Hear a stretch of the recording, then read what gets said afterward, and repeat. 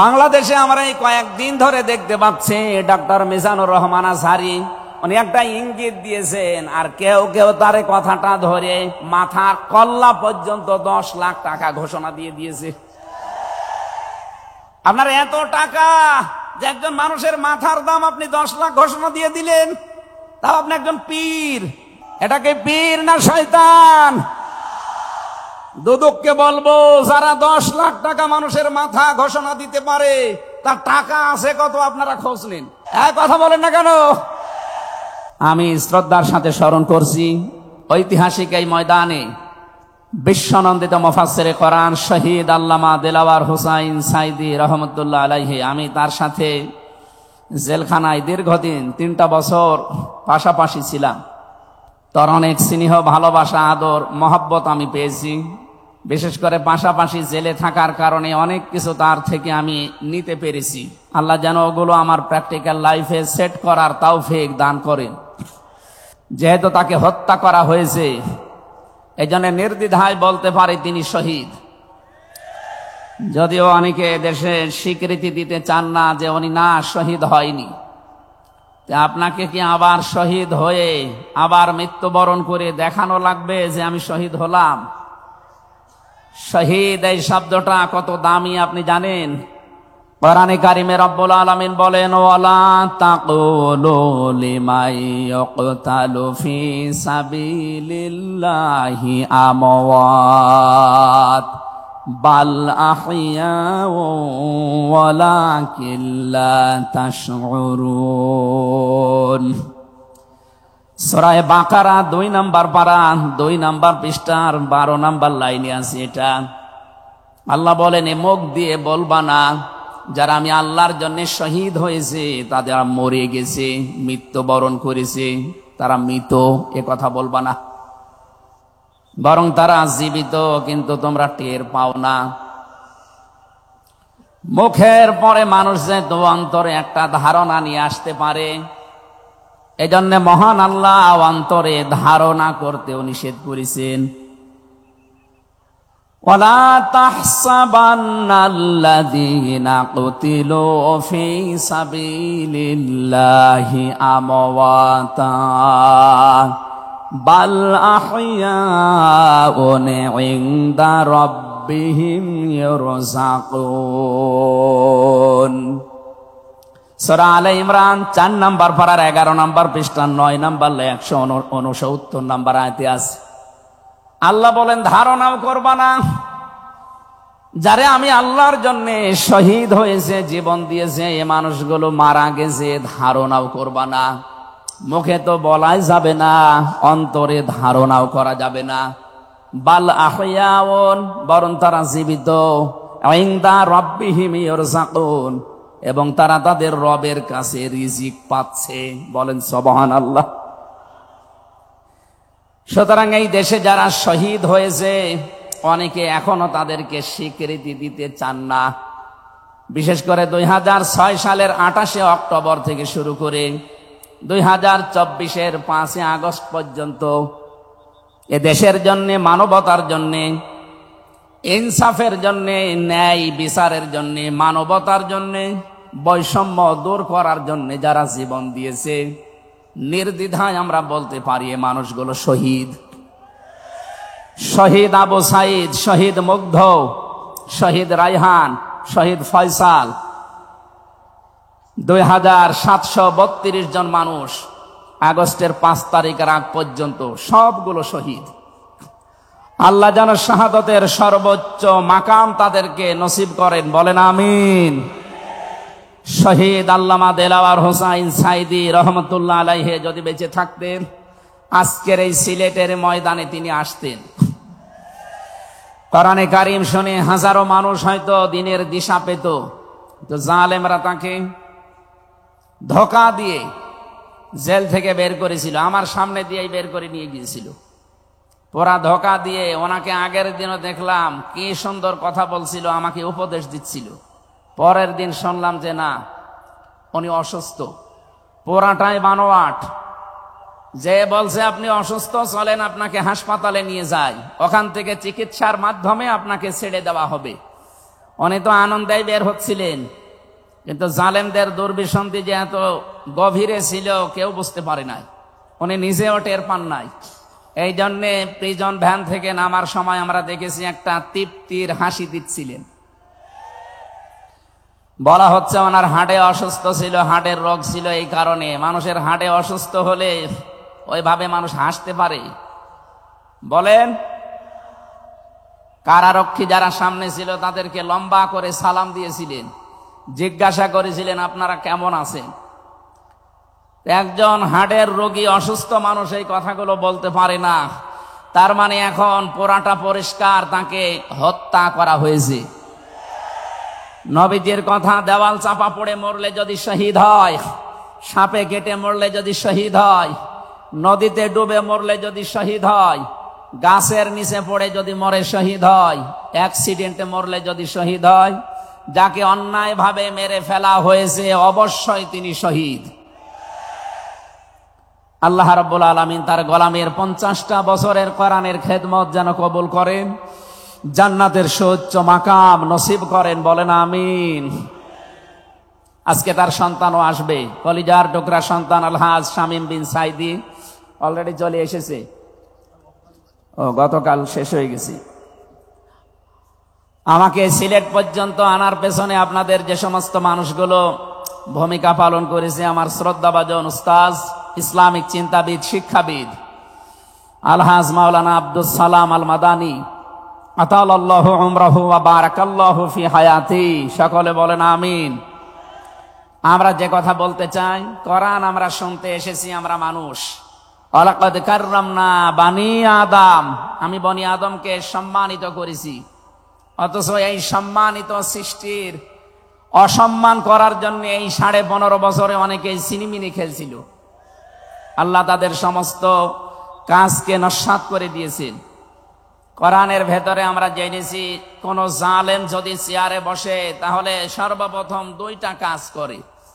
সূরা নমলের 34 নম্বর আয়াতে আল্লাহ দলিল দিয়েছেন, ইন্নাল মুলুকা ইযা দাখালু ক্বরিয়াতান আফসাদুহা ওয়া জাআলু আ'ইজ্জাতা আহলিহা আদিল্লা ওয়া কাযালিকা ইয়াফআলুন। আল্লাহ পাক বলেন, জালেম যদি ক্ষমতায় বসে তার প্রথম কাজ হয় সে বিশৃঙ্খলা তৈরি করে জমিনে। আমরা দেখতে পেয়েছি 15.5 বছরে প্রায় 52টার উপরে বিশৃঙ্খলা তৈরি হয়েছিল। 2 নম্বরে ওয়াজাআলু আইজ্জাতা আহলিহা আদিল্লা, ওই দেশের যারা সম্মানিত নাগরিক, সম্মানিত মানুষ যারা, তাদেরকে সে অপমান করে, অপদস্থ করে। এই দেশের সবচাইতে সম্মানিত মানুষ যারা আমরা দেখতে পেয়েছি তারা আলেম, অথচ এই বাতিলের টার্গেটই ছিল আলেমরা। এই যারা সম্মানিত মানুষদের যারা সম্মান করে, অপদস্থ করে, তাদেরকে হেয় প্রতিপন্ন করে, এটা জালেমদের 2 নম্বর কাজ। তার মানে কোরআনের এই আয়াত অনুযায়ী প্রতীয়মান হয় যারা ছিল এরা জালেম। জবান খুলে বলেন এরা কি? স্পষ্ট ভাষায় বলছি, যারা জালেম এরা আল্লাহর মামলার আসামি। কথাটা খুব হালকা মনে হচ্ছে। সূরা শূরা 25 নম্বর পারা 6 নম্বর পৃষ্ঠা 13 নম্বর লাইনের 42 নম্বর আয়াতে আছে, ইন্নামাস সাবিলু আলাল্লাযীনা ইয়াযলিমুনান নাস। আল্লাহ পাক বলেন, অবশ্যই আমি নিজে মামলা দায়ের করব তাদের বিরুদ্ধে যারা মানুষ হয়ে মানুষের উপরে জুলুম করে। আল্লাহ ইয়াজলিমুনাল মুসলিমুনা দেননি, ইয়াজলিমুনান নাস দিয়েছেন। ইয়াজলিমুন শব্দটা মোজারে, আরবি গ্রামার অনুযায়ী এটা বর্তমান, ভবিষ্যৎ, প্রেজেন্ট, ফিউচার, 2টা কাল নিয়ে শব্দ গঠন করা। তার মানে এখন যারা এ পৃথিবীতে মানুষ হয়ে মানুষের উপরে জুলুম করছে, ভবিষ্যতেও যারা করবে, তাদের কিছু পরিণতির কথা আমরা কোরআনে জেনেছি। রব্বুল আলামিন জানিয়েছেন সূরা নমলের 52 নম্বর আয়াতে, ফাতিলকা বুয়ুতুহুম খাবিয়াতাম বিমা যালামু। হে নবী একটু তাকান, জালেমদের এই বাড়ির দিকে। এই সেই ঘরগুলো জুলুম করার কারণে ঘর আমি আজ পরিত্যক্ত বানিয়ে দিয়েছি, জনশূন্য করে দিয়েছি, উজাড় গৃহ বানিয়ে দিয়েছি। সিলেটবাসী, আয়াতটা যে কত বাস্তব, যদিও এটা লূত নবী আলাইহিস সালামের উম্মতদেরকে ইশারা দিয়ে আল্লাহ নাজিল করেছিলেন। তা আমার আয়াতটা পড়ার পর ব্যাখ্যা বিশ্লেষণ দেখার পরে মনে হচ্ছে 2024 সালের 5 আগস্টের বিকাল বেলা আল্লাহ আবার নাজিল করেছেন। আল্লাহ যেন তার কুদরতি আঙ্গুল দিয়ে দেখাচ্ছেন এই সেই ঘরগুলো খাবিয়াতান আমি জনশূন্য করে দিয়েছি, পরিত্যক্ত বানিয়ে দিয়েছি, বিমা যালামু জালেমদের জুলুমের কারণে। এর বাস্তব প্রমাণ আমি কুষ্টিয়ায় হানিফ সাহেবের বাড়িটা দেখতে পেয়েছি। বিকাল 5টা বাজতে বাজতে মানুষ বাড়ি না ইট পর্যন্ত রাখে নাই, পায়খানার প্যান পর্যন্ত খুলে নিয়ে চলে গেছে। এতটুকু আল্লাহ শেষ করেননি, এর পরের শব্দ আমাদের জন্য।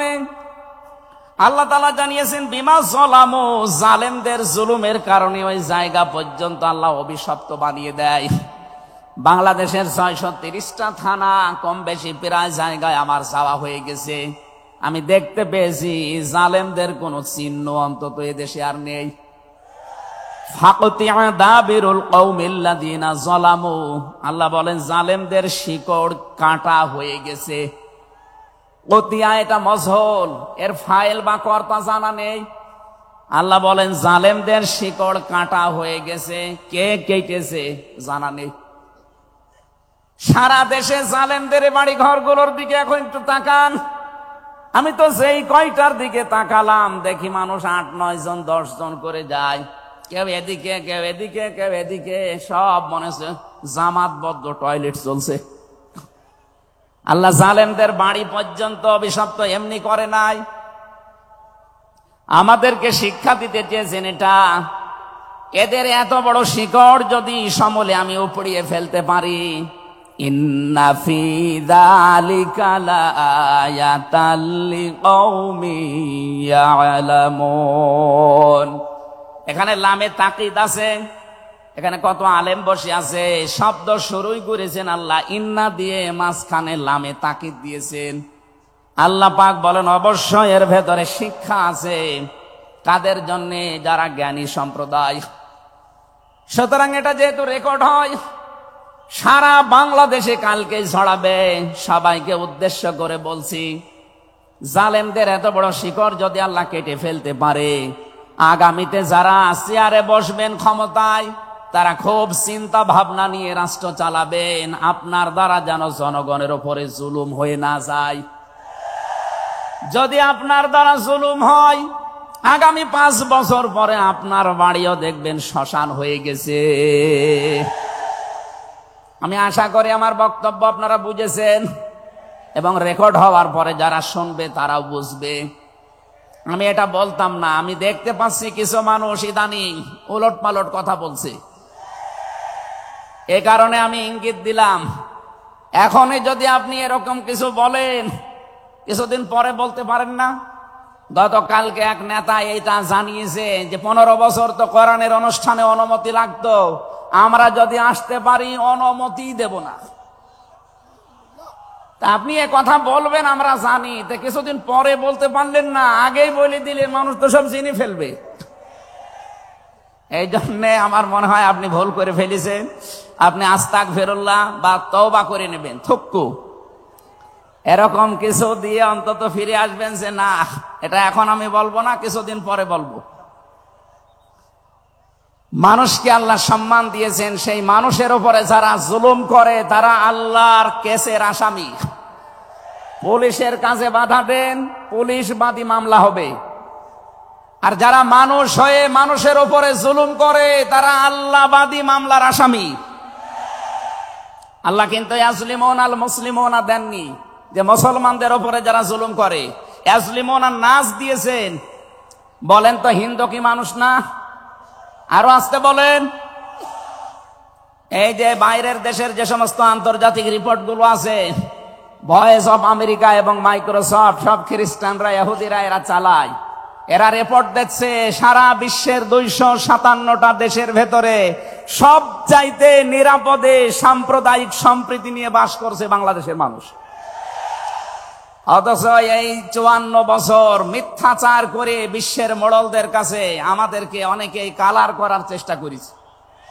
তারা এতদিন মানুষকে শুনিয়েছে বাংলাদেশে সংখ্যালঘু নির্যাতন হয়, এটা তাহা মিথ্যা কথা। যারা এটা ছড়িয়েছেন সারা বিশ্ব তাদেরকে এখন ধিক্কার দিচ্ছে, ঘৃণা জানাচ্ছে। তারা বলছে এই বাংলাদেশ নিয়ে যারা মিথ্যাচার করছে ওদের জন্মটাই মিথ্যার উপরে। আপনি মাইক্রোসফট দেখেন, তারা রিপোর্ট দিয়েছে সারা বিশ্বের সবচাইতে বেশি মিথ্যা তথ্য ছড়ানো হয় ভারতে। আমি নাম নিতে চাইছিলাম না, বেরিয়ে গেছে। ওদের নাম আমার নিতে মনে বলে না। আমি ঘৃণা করি ওদের উগ্রপন্থী কিছু মানুষকে। হিন্দু ভাইরা আমাদের শত্রু না, কিছু উগ্র আছে যারা জঙ্গি, ওরা এই নামটা মুসলমানদেরকে দিয়েছে। অথচ সবচাইতে বড় জঙ্গি এই উগ্র হিন্দুরা। এদের কারণে আজ হিন্দু সমাজেরও বদনাম হয়ে যাচ্ছে। পরিষ্কার কথা শোনেন বাংলার মানুষেরা, একটা মুসলমানকে যদি আঘাত করেন একটা গুনাহ হবে, কোন অমুসলিমের গায়ে হিন্দুর গায়ে যদি আঘাত করেন ডবল গুনাহ হবে। একটা জুলুমের গুনাহ আর একটা আমানতের খেয়ানত করার গুনাহ। তারা আমাদের কাছে আমানত না, কথা বলেন না কেন? অথচ 15.5 বছরে আমরা আমানতের অনেক খেয়ানত করে ফেলেছি। আগামীতে এই খেয়ানত হবে না ইনশাআল্লাহ। বিশ্ব ইসলামী আন্দোলনের সর্বজন শ্রদ্ধাভাজন নেতৃত্বে যিনি আছেন, আপনাদের সিলেট বিভাগের কৃতি সন্তান, উনি অলরেডি জানিয়ে দিয়েছেন এদেশে যদি ইসলাম আসে সবচাইতে বেশি নিরাপদে থাকবে অমুসলিমরা।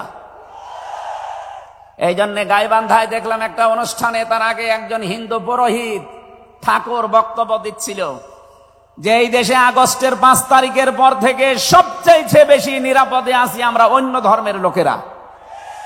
আমরা একথা বিশ্বাস করি, যদি দেশে ইসলাম আসে সবচাইতে বেশি নিরাপদে থাকতে পারবো আমরা। এই জন্য তারাও মনে প্রাণে ইসলাম এদেশে কায়েম হোক এটা চাচ্ছে। বলেন আলহামদুলিল্লাহ। এই জন্য হিন্দুরা আমাদের শত্রু না। আল্লাহ বলেন যারা মানুষ হয়ে মানুষের উপরে জুলুম করে, অত্যাচার করে, এরা আমি আল্লাহর মামলার আসামি। যারা বিশ্বজিৎকে হত্যা করেছেন তিনি আমার সাথে জেলখানায় 3 বছর ছিল। সে ফাঁসির মামলার আসামি। এখন 30 বছর তারা জেল খাটা লাগবে, যাবজ্জীবন জেল হয়ে গেছে।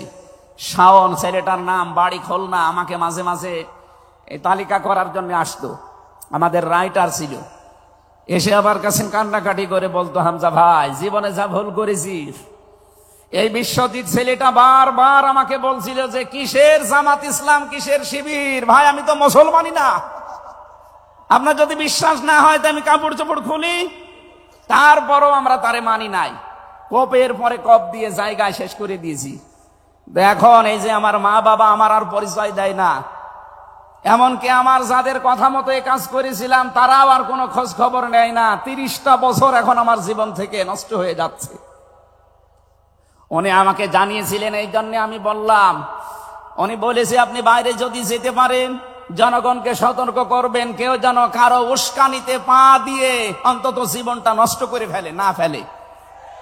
এই জন্য এই মেসেজটা পৌঁছালাম। অনেকে উস্কানি কিন্তু দিচ্ছে। আগস্টের 5 তারিখের পর থেকে উস্কানি আরম্ভ হয়েছে বাংলাদেশকে বিশৃঙ্খল করার জন্য বিভিন্ন কায়দায়। একটাও হালে পানি নেয়নি। এখন আবার অন্য একটা নতুন ফর্মুলা আরম্ভ করেছে, এইটাও হালে পানি নেবে না ইনশাআল্লাহ। সুতরাং যারা পালিয়ে গেছে তাদের উস্কানিতে পা দিয়ে যদি এই দেশে কেউ বিশৃঙ্খল পরিবেশ তৈরি করতে চান, একটু গোপালগঞ্জের দিকে আপনি মাঝে মাঝে তাকাবেন। পেছনে কিভাবে লাল করে দিয়েছে প্রশাসন দেখেননি? ওই সময় সন্তান গোপালগঞ্জ থেকে ঢাকায় আসলে, বসে আসলে 300 টাকা, দাঁড়িয়ে আসলে 1000 টাকা। কি অবস্থা করেছিল, এটা দেখেও আপনার শিক্ষা হয় না। এই জন্য আমি সতর্ক করছি, আগামী থেকে আমরা যেন কারো উস্কানিতে পা দিয়ে বিশৃঙ্খল পরিবেশ তৈরি করে দেশটা অন্তত নয় রাজ্যের স্বর্গরাজ্য আমরা তৈরি করে না ফেলি। আল্লাহ যেন আমাদেরকে তৌফিক দেন কথা মেনে নেওয়ার, বলেন আমিন। তাহলে যারা মানুষ হয়ে মানুষের উপরে জুলুম করেছে তারা মামলার আসামি কার? আরো জোরে বলেন কার? বৈষম্য বিরোধী ছাত্র আন্দোলনে যারা 9টা দফা দিয়েছিল, আমি কোরআনে কারিমের সাথে প্রায় 6টা দফা পেয়েছি। সূরা নাহালের 90 নম্বর আয়াতে 6টা আছে, আর বাকি জায়গা থেকে তারা আরো 3টা নিয়েছিল। তারা প্রথম যেটা নিয়েছে ওই ওয়ান জাস্টিস, আমরা ন্যায় বিচার কায়েম করতে চাই, এটা আল্লাহ 1500 বছর আগে জানিয়েছেন। সুবহানাল্লাহ বলতে পারেন নাই? আমরাও তো চাই এদেশে ন্যায় বিচার কায়েম হোক, কথা বলেন ঠিক কিনা? আর কোরআনে কারিম ছাড়া ন্যায় বিচার কায়েম করা সম্ভব না। আমান আমিলা বিহি ওজেরা আমান হাকামা বিহি আদালা। যদি কেউ আমল করে কোরআনের, তাকে আল্লাহ পুরস্কার দেবে। কেউ যদি এই কোরআনে কারিম কায়েম করতে পারে, তাহলে সে ন্যায় বিচার কায়েম করতে পারবে। সুতরাং এদেশে যারা শহীদ হয়ে গেলেন জীবন দিয়ে, তাদের যে উদ্দেশ্য, এ উদ্দেশ্য যেন সামনে সফল হয়, আমরা সবাই সেই চেষ্টায় থাকবো ইনশাআল্লাহ। সতর্ক করছি এ কারণে, 1628 জন মানুষ দায়িত্বে ছিলেন বাংলাদেশে, ডাইরেক্ট ইনডাইরেক্ট মিলে। এরা আমরা যতদূর দেখতে পেয়েছি, আমার জেল জীবনের 3টা বছর ফাঁসির কন্ডেম সেলের ভেতরে আমি দেখেছি বাস্তবতা। এই 1628 জন কম বেশি এরা জুলুমের সাথে জড়িত। কেউ সরাসরি জালেম, কেউ জালেমের দোসর। কথা বলুন, জালেমরা টার্গেট কার? আরো জোরে। এজন্য আপনারা আল্লাহর মামলার আসামি। বাদী যত বড় হয় মামলা তত কঠিন হয়। আমাদের মামলা, আলেমদের মামলার বাদী সব ছিল সরকার, এই জন্য আলেমদের কোনো জামিন নেই। আমার মামলা 30 বারের উপরে উঠেছে, সিএমএম কোর্ট, জজ কোর্ট, হাইকোর্ট মিলে। জামিন হবে না, কারণ আমার নামের আগে আলেম আছে।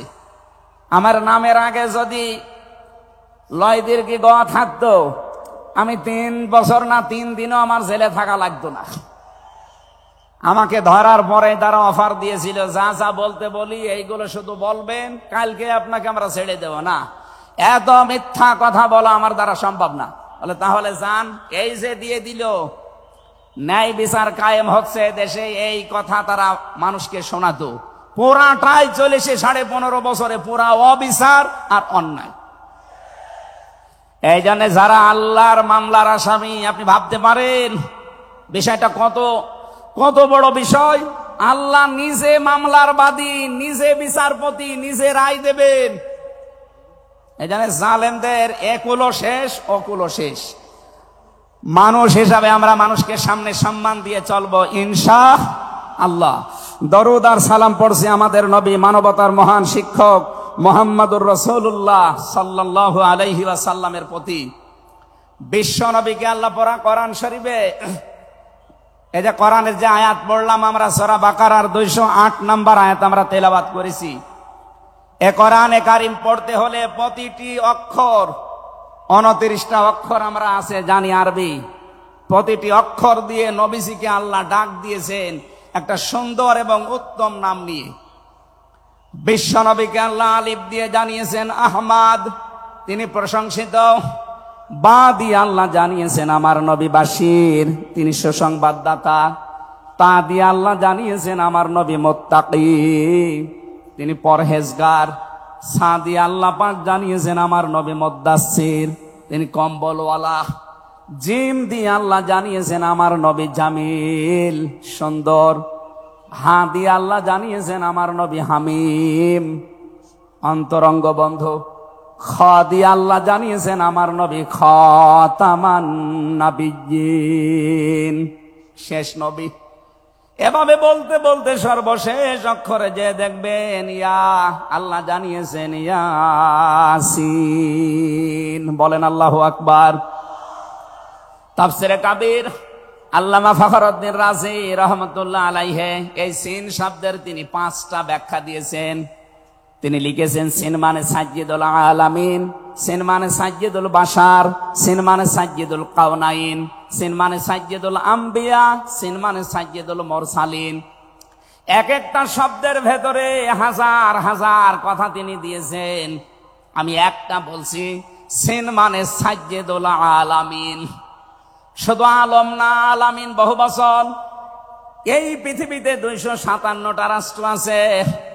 যত জগৎ আল্লাহ বানিয়েছেন, আপনি যে জগতেই বাস করেন না কেন, মুহাম্মদ রাসূলুল্লাহকে আপনাকে নেতা মানা লাগবে, আদর্শ মানা লাগবে।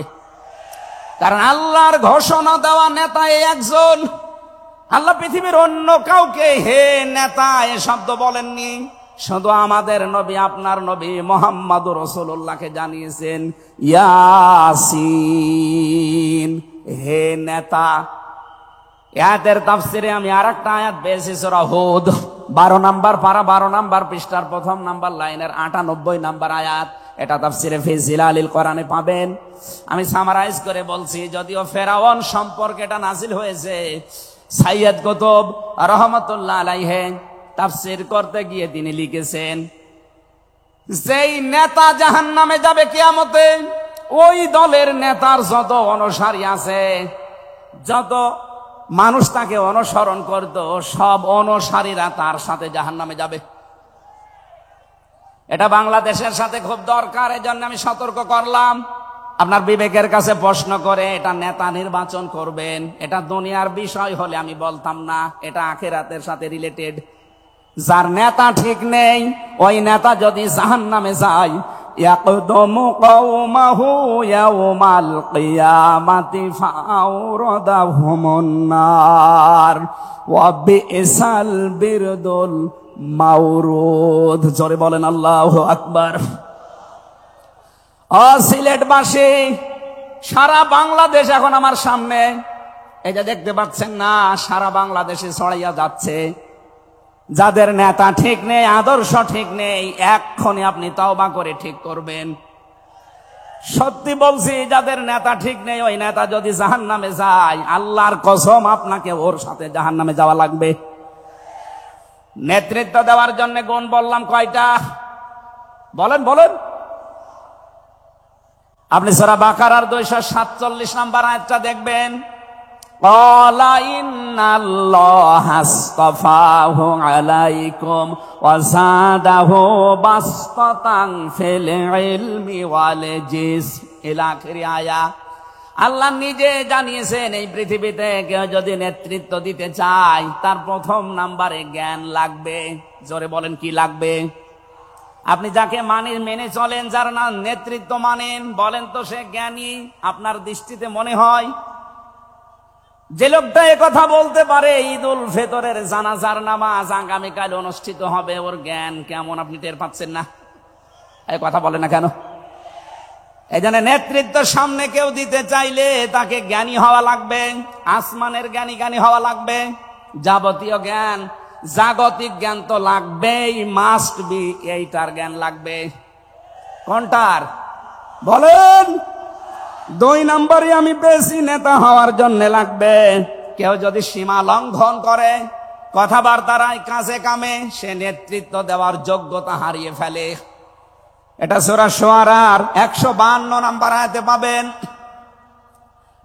বাংলাদেশে আমরা এই কয়েকদিন ধরে দেখতে পাচ্ছি, ডক্টর মিজানুর রহমান আজহারী উনি একটা ইঙ্গিত দিয়েছেন, আর কেউ কেউ তার কথাটা ধরে মাথার কল্লা পর্যন্ত 10 লাখ টাকা ঘোষণা দিয়ে দিয়েছে।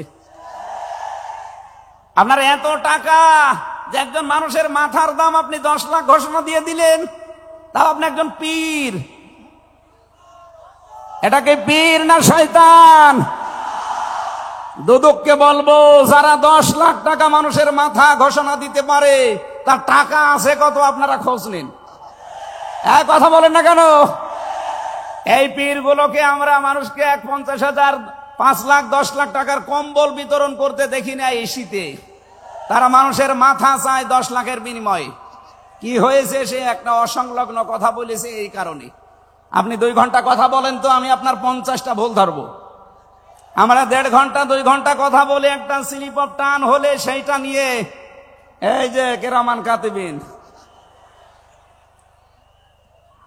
উনি একটা কি বলতেছে বলে ফেলেছে। আরে ভাই, আমাদের বয়সই কত? আমার বয়স এখন 33, মিজান ভাই আমার 5 বছরের বড় মাত্র। এসব মিলে নাই তার 38-40 বছর হবে। এখনো তো নবুয়তের বয়সে আমরা পাইনি। কথা বলে না কেন? নবীকে আল্লাহ 40 বছরের আগে নবুয়ত দেয়নি। আমরা তো সে বয়সে এখন মানে পার হতে পারিনি। দুই একটা কথা এদিকে ওদিকে হলে আপনারা মাথা 10 লাখ টাকা, মাথা কি এত ফ্রি বলেন? কেউ কেউ অলরেডি আবার বলেছে এরা ধর্ম ব্যবসায়ী। এই কথা যেই লোকটা জানিয়েছে মিজানুর রহমান আজহারীর নাম নিয়ে যে এটা ধর্ম ব্যবসায়ী, আপনার ঈমান চলে গেছে। কারণ মিজানুর রহমান আজহারীর নামের আগে একজন আলেম লিখা আছে, আল উলামা ওয়ারাসাতুল আম্বিয়া, আলেমরা নবীর ওয়ারিস। এই কথা বলেন না কেন? অনেক বড় দায়িত্ব তার মাথার উপরে। নবী যে জানিয়েছেন আনা খাবাল খাতামান নাবিয়্যিন লা নাবিয়্যা বাদি, আমি শেষ নবী, আমার পরে কোনো নবী নেই। এ কথার ভেতর একটা ইঙ্গিত আছে, নবী শেষ, তারপরে নবী নেই। অথচ আদম নবী থেকে শুরু করে হযরত ঈসা নবী পর্যন্ত আমরা দেখেছি এক নবী শেষ হওয়ার পরে আর এক নবীর উপরে এ দায়িত্ব এসে পড়তো। উম্মতের দায়িত্ব ভার নবীরা নিত, কিন্তু এখন তো নবী নেই। যেহেতু ওনার ঘোষণা আমার পরে আর কোনো নবী নেই, আমি শেষ নবী, এই হিসাবে নবীজি জানিয়েছেন আল উলামা ওয়ারাসাতুল আম্বিয়া, আমি থাকবো না কিন্তু আলেম থাকবে, এরাই আমার ওয়ারিস, এরাই আমার স্থলাভিষিক্ত। নবীর উপরে কথা বললে যেমন আমল আখলাক আল্লাহ নষ্ট করে দেয়, আলেমদের বিরুদ্ধে, আলেমদের উপরে কারো যদি কথা যায় তার পেছনের আল্লাহ সব নষ্ট করে দেবে। অহুম লা ইয়াশউরুন, কখন যে নষ্ট হয়ে যাবে আপনি টেরও পাবেন না। এই জন্য সীমা লঙ্ঘন করা যাবে না, কথা এবং আচরণে আপনারা সাবধান থাকবেন। যারা এই সীমা লঙ্ঘন গুলো করছেন, কাদের ইঙ্গিতে করছেন আমরা কিন্তু জানি। মাঝে মাঝে দাদারা এসে আপনাদের কান পড়া দিয়ে যায়, আর আপনারা তখন উল্টা পাল্টা কথা বলতে থাকেন। কেউ না জানলে দেশের আলেমরা কিন্তু আগেই টের পায়, কারণ এরা তাহাজ্জুদের নামাজের সেজদায় আমার আল্লাহর সাথে কথা বলে। কথা বলেন না কেন?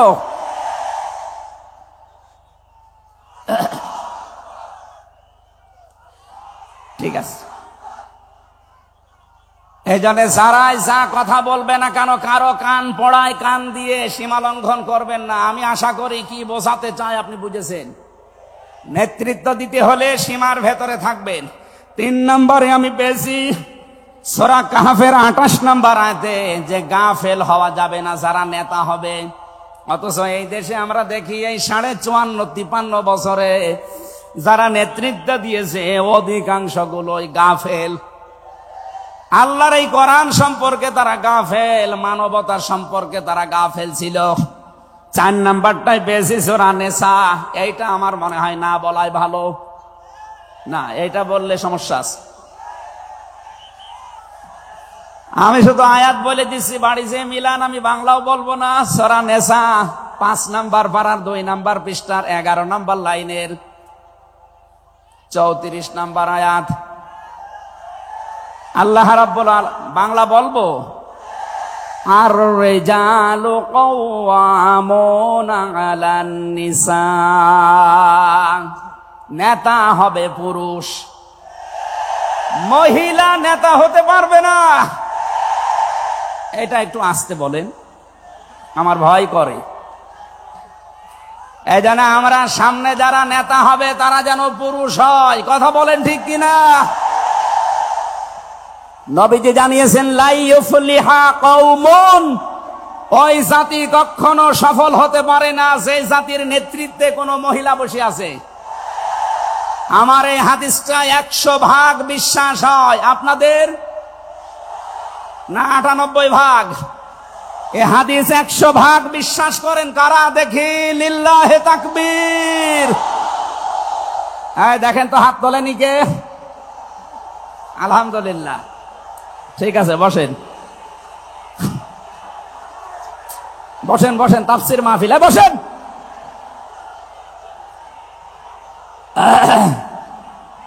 এটা যদি আমরা মেনে নিতে না পারি, এই 54 বছরে আমরা যেখানে ছিলাম আরো পেছিয়ে যাওয়া লাগবে।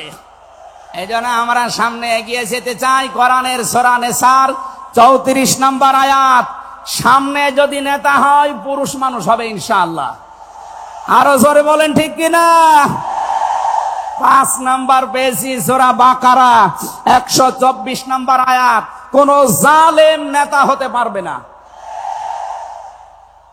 আমাদের জাতির পিতা হযরত ইব্রাহিম আলাইহিস সালামকে দিয়ে আল্লাহ উদাহরণ দিয়েছেন। আপনি সূরা বাকারার 124 নাম্বার আয়াতটা পড়ে নেবেন। সুতরাং যারা জালেম হবেন সামনে তাদের নেতৃত্বে আসার দরকার নেই, আপনি ভিক্ষা করে খান। কথা বলেন না কেন? আমরা অনেককেই দেখতে পাচ্ছি এই যে দ্বিতীয় স্বাধীনতার পর থেকে অনেকেই জুলুম আরম্ভ করেছেন। আপনারা থামবেন? আমরা সবাই মাজলুম এই দেশে, শুধু ওই 14 দল বাদ দিয়ে। সুতরাং আমরা এই মাজলুম গুলো যেন আবার জালেম হয়ে না যায়, তাহলে নেতৃত্ব দেওয়ার যোগ্যতা আমরা হারিয়ে ফেলবো। আল্লাহ যেন আমাদেরকে বাঁচান, বলেন আমিন। সূরা বাকারা আয়াত নাম্বার 208। আমরা একটা মাত্র আয়াত থেকে আজকে তাফসীর করার জন্য বসছি। আমার নির্ধারিত সময় পর্যন্ত যাব। জবান খুলে দিয়ে আগে পড়ে না, আউযু বিল্লাহি মিনাশ শাইতানির রাজিম, বিসমিল্লাহির রহমানির রহিম। ইয়া আইয়ুহাল্লাযীনা আমানু দুখুলু ফিস সিলমি কাফা। এ পর্যন্ত থাক। যেহেতু ডক্টর মিজানুর রহমান আজহারি আর 20-25 মিনিট পরে চলে আসবে, এই জন্য আমরা এ পর্যন্ত থাক। 3 ভাগের 1 ভাগ আমরা পড়লাম। সূরা বাকারা আল্লাহ তাআলা ডাক দিয়েছেন ইমানদারকে। কাকে বলেন তো?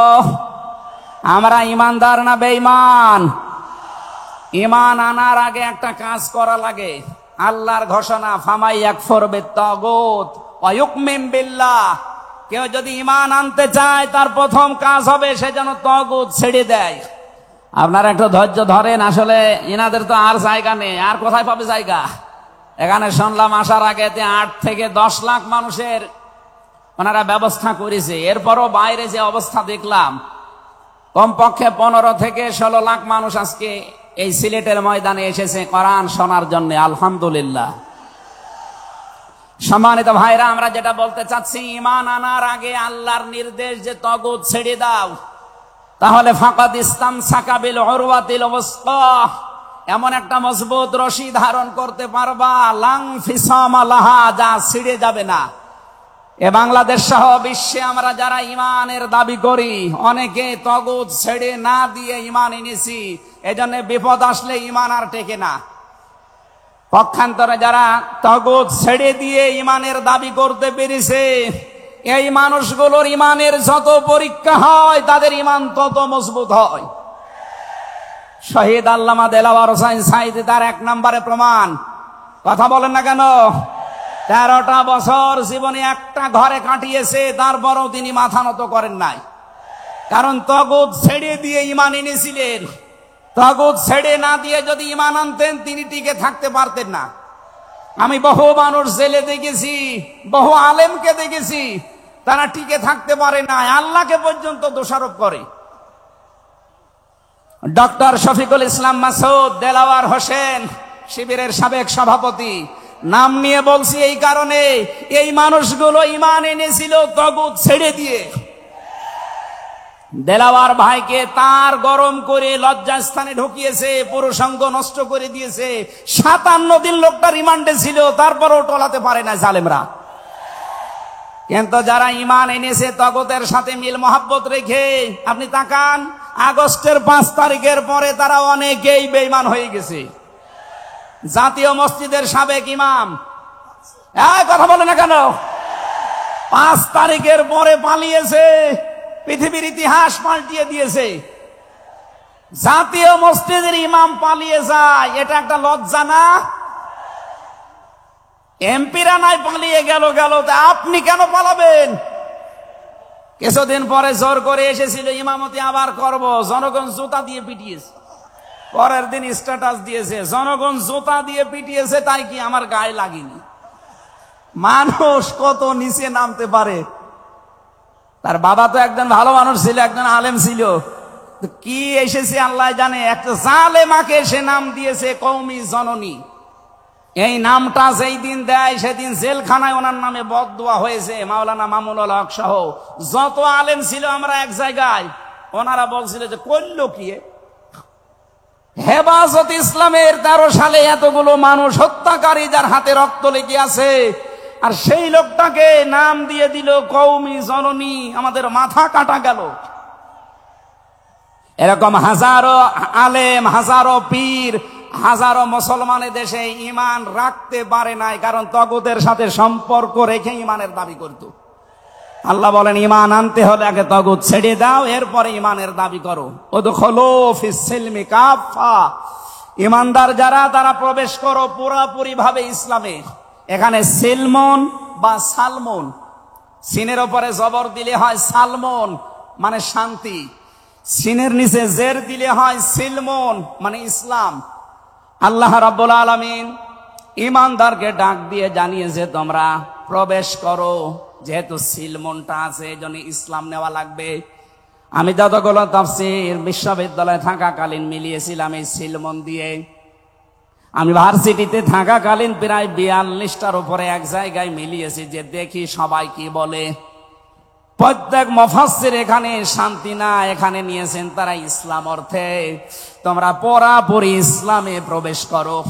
এখন আমরা যদি প্রশ্ন করি পুরাপুরি ইসলামে প্রবেশ করার অর্থ কি, কোরআন শরীফ থেকে আমরা ব্যাখ্যা বিশ্লেষণ দিয়েছি যে 5টা বিষয় যখন দেখবেন আপনার ভেতরে আছে তখন বুঝবেন আমি পুরাপুরি ইসলামে প্রবেশ করেছি। জোরে বলেন সুবহানাল্লাহ। আমি তাফসীর থেকে যে নোটগুলো নিয়ে এসেছি তার 1 নম্বরে আপনি যখন দেখবেন যে আপনি আত্মসমর্পণ করে ফেলেছেন, 2 নম্বরে আপনার ভেতরে ইখলাস তৈরি হয়েছে, 3 নম্বরে আপনার বিশুদ্ধ আকীদা তৈরি হয়ে গেছে, 4 নম্বরে আপনার চরিত্র উন্নত হয়েছে, 5 নম্বরে আপনার লেনদেনের স্বচ্ছতা এসেছে। এই 5টা কাজ যখন আপনি দেখবেন তখন মনে করবেন যে আমি ইসলামে পরিপূর্ণ প্রবেশ করেছি। এখন বলেন তো আপনার কি 5টা কাজ পরিপূর্ণ হচ্ছে? আত্মসমর্পণ 1 নম্বরে আপনাকে করা লাগবে আমার আল্লাহর সামনে। কার সামনে? এটা দেখিয়েছেন আমাদের জাতির পিতা হযরত ইব্রাহিম। ইদ ক্বালা লাহু রাব্বুহু আসলিম ক্বালা আসলামতু লিরাব্বিল আলামিন। সূরা বাকারা 1 নম্বর পারা 19 নম্বর পৃষ্ঠা 7 নম্বর লাইনের 131 নম্বর আয়াতে আছে। এটা ইবনে কাসিরে পাবেন। আল্লাহ পাক বলেন আত্মসমর্পণ করো। উনি গাছের মাথায় বসে কোড়াল দিয়ে কাঠ কাটছিলেন, ডাক দিয়ে বলে মাবুদ এখানে বসে আত্মসমর্পণ করব কি করে? আল্লাহ পাক বলেন আত্মসমর্পণ এখানে খতনা করে আত্মসমর্পণ করো। গাছের মাথায় তিনি কোড়াল দিয়ে খাতনা করে বললেন আমি মহাবিশ্বের প্রতিপালকের কাছে আত্মসমর্পণ করলাম, স্যালেন্ডার করলাম। এতটুকু তিনি শেষ করেননি, তিনি ডাক দিয়েছিলেন ইন্তেকালের আগে তার সন্তানদেরকে, ওয়াসাসা বিহা ইব্রাহিম বানিহি ওয়া ইয়াকুব ইয়া বানিয়া ইন্নাল্লাহা আসতাফা লাকুমুদ্দিন ফালা তামুতুন্না ইল্লা ওয়া আনতুম মুসলিমুন। হযরত ইব্রাহিম আলাইহিস সালাম এবং ইয়াকুব এই 2 জন নবী ইন্তেকালের আগে তার সন্তানকে ডাক দেন, হে আমার কলিজার টুকরার সন্তানেরা, ইন্নাল্লাহা আসতাফা অবশ্যই আল্লাহ তোমাদের জন্য মনোনীত করেছেন লাকুমুদ্দিন একটা দিনকে, ফালা তামুতুন্না ইল্লা ওয়া আনতুম মুসলিমুন মৃত্যুবরণ করবা না যতক্ষণ মুসলমান হতে না পারো। এবার আসেন তো ইব্রাহিম আমাদের জাতির পিতা, হযরত ইয়াকুব আলাইহিস সালাম তাদের সন্তানদেরকে ইন্তেকালের আগে নসিহত করলেন যে তোমাদের জন্য আল্লাহ একটা দিন মনোনীত করেছেন। কি মনোনীত করেছেন? দিন কি? রাতের পরে যেটা আসবে ওই দিন। বলেন বলেন। কবরে গুরুত্বপূর্ণ যে প্রশ্নগুলো তার ভেতরে এটা একটা, মা দীনুকা, দিন কি? এটা যদি আপনি ক্লিয়ার হতে না পারেন কবরে যে প্রশ্নের জবাব দিতে পারবেন না। এজন্য এই বিষয়টা নিয়ে বিস্তারিত আমাদের জানা শোনা দরকার। দিন বলতে আল্লাহ নিজে আবার ব্যাখ্যা দিয়েছেন দিন কি জানো? ইব্রাহিম নবী যেটা, ইয়াকুব নবী যেটা তার সন্তানদেরকে বারবার ওসিয়ত করছিল ইন্তেকালের আগে, আল্লাহ তোমাদের জন্য একটা দিনকে মনোনীত করেছেন, সেই দিন হচ্ছে ইসলাম। জোরে বলেন সুবহানাল্লাহ। ইন্নাদ-দীনা ইনদাল্লাহিল ইসলাম। অবশ্যই আমি আল্লাহর কাছে মনোনীত একটাই দিন আছে, তার নাম, আরো জোরে বলেন। এখন পৃথিবীতে প্রায় 4,500-এর উপরে ধর্ম আছে, দিন আছে। 4,500 ধর্মের কোন দিনের উপরে, ধর্মের উপরে আমার আল্লাহ রাজি নেই, খুশি নেই, তিনি পছন্দ করেন না। একটাই মাত্র দিনকে তিনি মনোনীত করেছেন, পছন্দ করেন, তার নাম ইসলাম। ওয়ামান ইয়াবতাগি গায়রাল ইসলামি দীনান ফালা ইউকবালা মিনহু ওয়া হুয়া ফিল আখিরাতি মিনাল খাসিরিন। সূরা আলে ইমরান 3 নম্বর পারা 20 নম্বর পৃষ্ঠা 4 নম্বর লাইনের 85 নম্বর আয়াতে আছে, এ পৃথিবীতে কেউ যদি ইসলাম বাদ দিয়ে অন্য কোন নিয়ম নীতি, অন্য কোন দিন অনুসরণ করে, ফালা ইউকবালা মিন, জীবনে আর কোনো কিছু আল্লাহর দরবারে কবুল হচ্ছে না, হবে না। ইউকবালা এটা মোজারে, বর্তমান, ভবিষ্যৎ, প্রেজেন্ট, ফিউচার। এর আগে লান এসেছে, মোজারের আগে লান আসলে আরবিতে বাংলা অর্থ দাঁড়ায় জীবনেও হবে না, কোশ্চিন কালো সম্ভব না। আল্লাহ যদি গ্যারান্টি দিয়ে বলে ইসলাম বাদে অন্য কোন নিয়ম নীতি দিয়ে অন্য কোন ধর্ম পালন করলে আমি আল্লাহ রাজি হব না, কেউ রাজি করাতে পারবে? এতটুকু আল্লাহ শেষ করেননি, পরেরটা আরো কঠিন। ওয়া ফিল আখিরাতি মিনাল খাসিরিন। আল্লাহ পাক বলেন ওই লোকটা সবচাইতে বড় ক্ষতিগ্রস্ত হবে আখিরাতে। বলেন নাউজুবিল্লাহ। সিলেটবাসী আমাদের জীবন এদিকে ওদিকে করে হয়তো কেটে যাবে, কিন্তু মরণের পর আমরা যদি ক্ষতিগ্রস্ত হয়ে যাই, এই আসল জীবনই যদি আমাদের নষ্ট হয়ে যায়, তাহলে আমরা এই ভুল পথে থেকে আমাদের জীবনটা নষ্ট করব কোন কারণে? যত নিয়ম নীতি আছে আজকে থেকে সব মাইনাস করবেন, সব বাদ দিয়ে দেবেন। ইসলাম বাদ দিয়ে কোন নিয়ম নীতি দিয়ে আল্লাহকে রাজি করানো যাবে? তাহলে ইসলাম বাদ দিয়ে বিয়ে শাদী হবে? বলেন বলেন। ইসলাম বাদ দিয়ে পরিবার নীতি হবে? ইসলাম বাদ দিয়ে রাজনীতি হবে? এটা হতে পারে। হ্যাঁ, কিছু মানুষ এখন কথাই আরম্ভ করেছে যে উঠলে আপনি রাজনীতির কথা বলেন। আরে ভাই, রাজনীতি যদি কোরআনে না থাকতো আমি ওই আয়াতটাই পড়তাম না। এর ভেতরে নামাজের কথা মাত্র 82 জায়গায় আছে। কয় জায়গায়? বলেন বলেন। রোজা রাখা ফরজ মাত্র 1 জায়গায় আছে। হজ করা ফরজ মাত্র 1 জায়গায় আছে। আর রাজনীতি কোরআন দিয়ে করা লাগবে এটা 903 জায়গায় আছে। সুবহানাল্লাহ বলতে পারেন না? কোরআন শরীফ আমি যতটুকু পড়েছি আমার এতটুকু আয়ত্ত হয়েছে। নামাজের চাইতে, হজের চাইতে, যাকাতের চাইতে সব চাইতে বেশি আলোচনা দিয়েছেন আল্লাহ রাজনৈতিক বিষয়ে। তো সেইটা যদি আমি বলতে না পারে আমি কি রামায়ণ থেকে, গীতা থেকে আপনাদের আলোচনা শোনাবো? এজন্য সাফ কথা, দিন ইসলাম, ইসলাম বাদ দিয়ে অন্য কোন নিয়ম নীতি মানা যাবে না। আমি সেদিন যশোরে এক কলেজের অধ্যাপককে, বিসিএস ক্যাডার উনি, ওনাকে বলেছিলাম আপনাকে জোর করি না স্যার, আপনি শুধু আমার ধর্মীয় গ্রন্থ এই কোরআনে কারিম একটু বুঝে বুঝে পড়েন। 3 মাস সময় দিলাম আপনাকে। 3 মাস পরে, যেহেতু জ্ঞানী মানুষ, 3 মাসের পরে দেখি মুসলমান হয়ে গেছে।